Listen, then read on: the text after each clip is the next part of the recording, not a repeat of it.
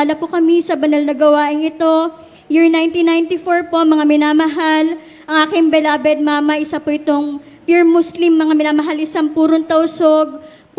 Pero tunay po na napakadakila po natin, pinakamamahal na Jesus. Tunay po na sa unang dalangin ng ating mga magulang sa mahal na Jesus, tunay po na isa po kami sa naabot ng kanya banal na salita. Tunay po mga minamahal. Since 1994 po, hanggang kasalukuyan, tunay na kahabagan po na mahal na Jesus, patuloy po kaming naglilingkod sa Kanya. Tunay po mga minamahal, nagpupurit, nagpapasalamat po ko sa mahal na Jesus. Tunay po mga minamahal. Sa akin pong kabataan, mga minamahal, na makakilala po kami sa ating pinakamamahal na Jesus. Tunay po mga minamahal na dumaan po talaga kami sa grabing pagsubok. Tunay po mga minamahal na dumadalo po kami sa banal na gawain. Naglalakad po talaga mga minamahal ang ating banal na gawain. Mga minamahal sa may dakong Inares Gymnasium pa po mga minamahal. Nariyan din po talaga na dumadalo po kami sa banal na gawain. Talagang tubig lamang po yung baon. Fasting po talaga. Pero tunay po na napakadakila po na mahal pa Jesus. Tunay po na hindi po yan yung naging hadlang para makaglingkod po kami sa mahal pa Jesus. Tunay po mga minamahal. Nagpapasalamat din po kami sa mahal pa Jesus. Tunay po. Mga minamahal, yung aking beloved Papa po, mga minamahal, isa po itong sundalo, mga minamahal. Tunay po, nariyan po mga minamahal na nung time po mga minamahal na sa kainitan sa paglilingkod sa mahal pa Jesus, ang aking beloved Papa, dumadating po ito every weekend po mga minamahal. Tunay po na nagagalit po yan dahil pag Saturday mga minamahal, tulog po kami dahil galing po sa banal na gawain ng Biyernes. Pagdating na naman po ng Linggo, aalis na naman po kami, sasama po kami sa aking beloved mama para makadalo po muli. Tunay po mga minamahal.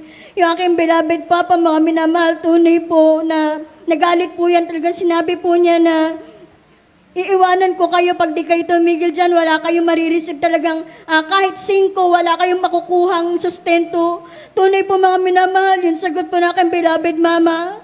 Iwanan mo man kami, alam ko natagpuan ko'y Diyos na buhay. Imagine mga minamahal, tunay po. Sa amin po mga minamahal, siyam po kami magkakapatid, mga minamahal, tunay po na isa pa lamang po yung may kakayahan na makapaghanap buhay. Datang talaga, puro mga bata pa po mga minamahal.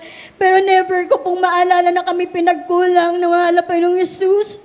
Tunay po mga minamahal na dumating din po sa time na aking beloved Papa, tunay po na ibinalik po ito ng mahal pa Jesus sa amin. Tunay po mga minamahal.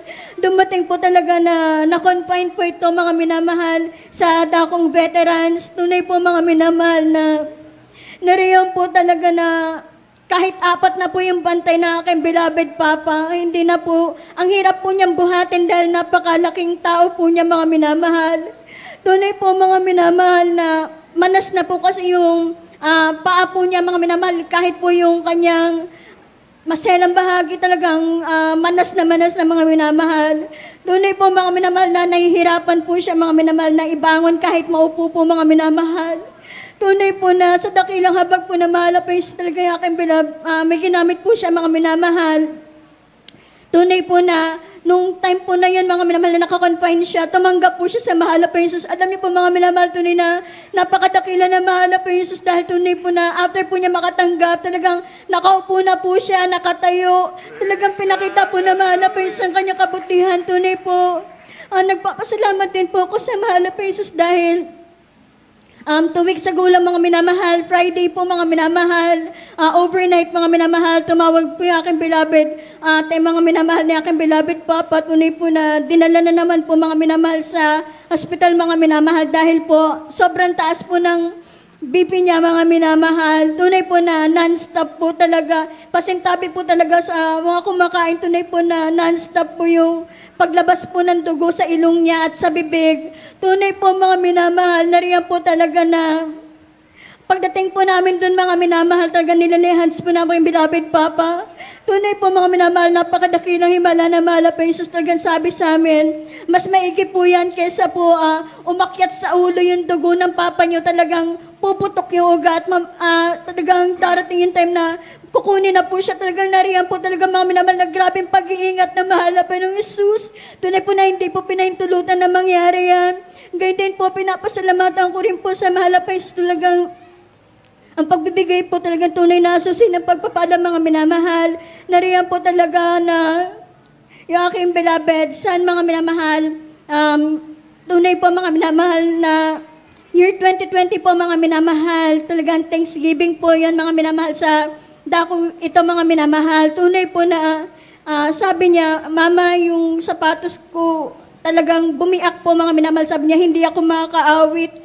Sabi ko, tsagain mo lang anak. After mo umawit, papalitan niya na mahal na pero Jesus. Tunay po mga minamahal na after po ng Thanksgiving talagang yung mga pagpapala po na-receive niya, mga minamahal na financial, talagang nagulat po ako. Sabi ko sa kanya, bakit hinihiwalay mo? Alam mo po mga minamahal, sabi niya, ikapo niya po yung hinihiwalay niya. Tunay po mga minamahal sa murang edad ng bata. Tunay po na pinapasalamatan ko po sa Malapis dahil after po ng mga minamahal, dumating po ang Thanksgiving mga minamahal at yung Pasko na po mga minamahal.